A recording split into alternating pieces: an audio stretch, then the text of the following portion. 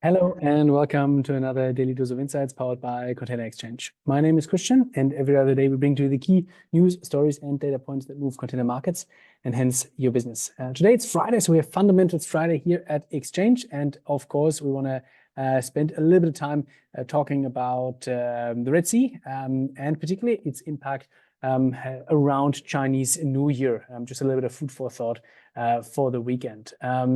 As I said, everybody's talking about the Red Sea, but now we have this added complexity, of course, with the upcoming Chinese New Year. And I thought I'm just going to put together a couple of thoughts here. Pre-Chinese New Year, so this is where we are now. Of course, we expect continued container availability and vessel space issues. Just sort of these short-term and acute disruptions that have been caused by reroutings, also around the Cape of Good Hope, but also almost like within the Suez Canal. So there have been a couple of U-turns being made there, some holdings, so that the vessels basically just hold and wait for guidance before either passing through the Bab el-Mandab or returning around the Cape of Good Hope. Freight rates will remain high or elevated. Let's see whether we've topped out here yet. And of course, schedule disruptions will remain on the agenda and will remain an item to be managed, especially by supply chain managers.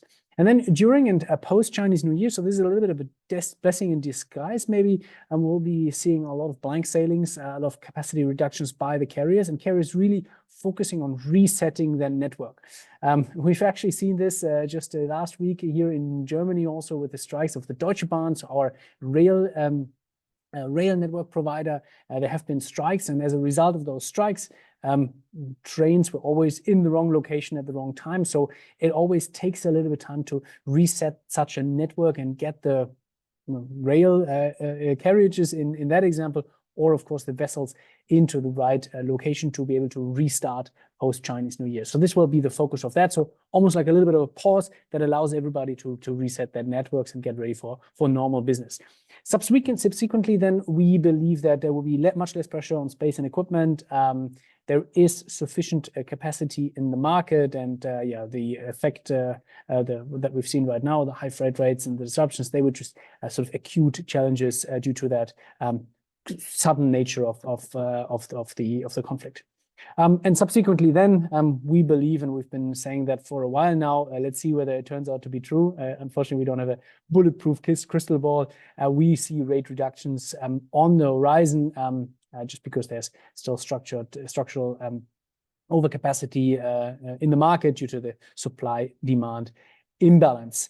Talking to a couple of colleagues from the India region this morning. Also, there are a lot of uncertainty and not a lot of demand ex-India right now. The effect of the Red Sea there is still to be determined. So also for those regions, challenges are sometimes very, very specific and need to be managed. Just a little bit of food for thought for the weekend from my side, from our side. Thanks a lot for tuning in, and have a fantastic start into the weekend. See you on Monday.